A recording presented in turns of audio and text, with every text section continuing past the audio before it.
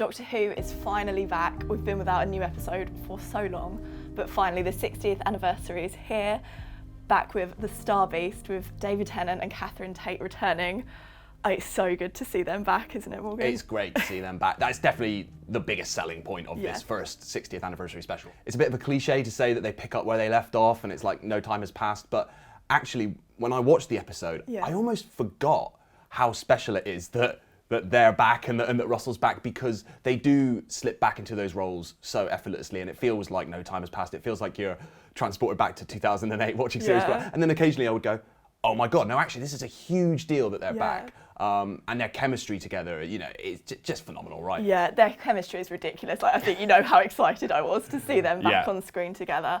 And, you know, some of us grew up watching them on screen. I think they're one of my favourite pairings, if not my absolute favourite of the new era. You can definitely tell how much fun they're having as well. Like, they're clearly overjoyed to be back. Particularly, I think, in that final TARDIS scene, and we'll talk about the TARDIS in a bit, but the moment where David just runs around the set and him and Catherine are basically dancing with joy, that was fantastic. I think you can really tell, how much fun they're having definitely translates on screen. Yeah, and the rest of the noble family. I've waited so long for Sylvia to be shading the Doctor again. And slapping the Doctor again. Yeah, no, definitely. It's great to have that whole clan back as well. Now, obviously, with the addition of Yasmin Finney as Rose Noble as well. Brilliant work from her.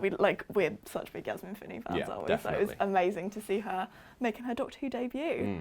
The story in general, it was a bit of it was a fun one, wasn't it? It was a caper, which we love. Caper is the word. Yeah, very light-hearted. I think possibly more light-hearted than I was expecting. Yeah. So it's based on a comic strip from Doctor Who magazine, or Doctor Who Weekly, as it was at the time. It's the Star Beast, and I think this one will sit not necessarily better, but I think we'll have more of a sense of how it fits once we've seen the other two, because there's been a lot of talk about how this one is a bit more frothy, a bit more of a caper. It was kind of giving me Partners in Crime vibes, which is kind of the first story where Donna is companion proper, so maybe that was intentional. But Russell T Davies has talked a lot about how the next one, Wild Blue Yonder, is very weird and very dark. And the Giggle, which is the third and final special, is going to be a absolutely bonkers roller coaster. Yeah, it felt like the kind of get the family back round the TV kind of. I think especially seeing the Meep on screen, it was so cool to see like such an iconic comic book character or the comic strip character on screen now, brought incredibly to life by Miriam Margolyes, of all people. Yeah, fantastic vocal performance. She kind of really definitely handled both sides of the Meep, and I think the physical realization of that character is fantastic as well. There's a real sense of kind of like presence and character to it, and you know, there's been a lot of talk about that bigger budget for Doctor Who, and you definitely see it reflected on screen in the Star Beast. I think not just in the Meep, but just generally the show looks as good as it's ever looked, I think. Yeah, I think so, and you know, I will defend the Meep from everyone.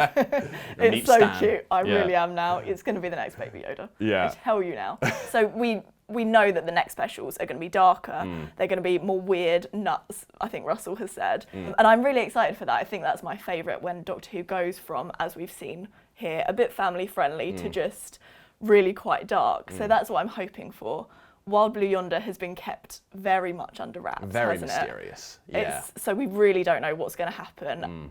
There are theories it's going to be a completely TARDIS-based story. Russell said we're going as far as we've ever gone before, which, considering where we have gone before, is going to be quite impressive. Yeah, it doesn't leave a huge amount of... No, I think it's really interesting in that the one thing that maybe the Star Beast doesn't have, and it's not like positive or negative, but doesn't have a huge amount of setup for the episodes to come. Fans might have expected to see the toy maker, Neil Patrick Harris, maybe make a little cameo at the end, or for the episode to lean more heavily into the mystery surrounding why the 14th Doctor looks like the 10th Doctor again. Yeah, I think I'm hoping for a bit more danger for Donna, you know, because that was, you know, we left her in such peril for if she ever met the Doctor again. I feel like that was resolved quite quickly and quite, I don't know, potentially easily. And so we, you know, Russell said there are terrible things coming for her, and can I say that I kind of hope so?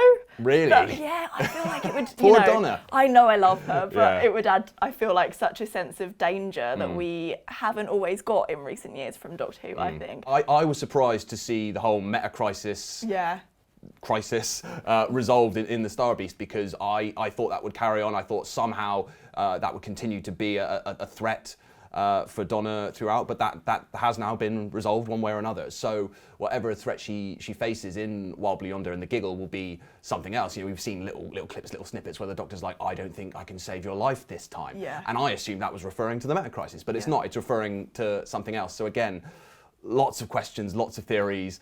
Not a huge amount to go on, but very excited to see what's next. Yeah, something we will be seeing more of is the gorgeous new TARDIS. Love it. I love it as well. That scene that you mentioned of David Tennant just running around it was so beautiful. Which apparently he did on the first take. He was like, I'm just going to run all the way around it, and then on take number 8 was instantly regretting it. Yeah, no, it's incredible, right? It's one of my favourites. Probably from New Who, I think. I really love that second Matt Smith Capaldi TARDIS. That's probably my favourite still. But I love that they've gone back to a more it's appropriate for the 60th anniversary. Yeah, it's a very classic look because it's big and bold and white, but with again that bigger budget thrown in. So it's almost like the TARDIS of your dreams. It's like what you think an iconic TARDIS looks like, which is white but then absolutely enormous, like bigger than ever before. So yeah, I mean, if Wild Blue Yonder is set entirely in the TARDIS, wouldn't be mad about it. I know, me neither. I can't wait to see all the little bits and bobs and everything else that it kind of has to offer. Yeah. Can't wait. So let's know what you thought of the Star Beast and any theories you've got for the remaining 2 specials. Also, be sure to check out all of our coverage on radiotimes.com.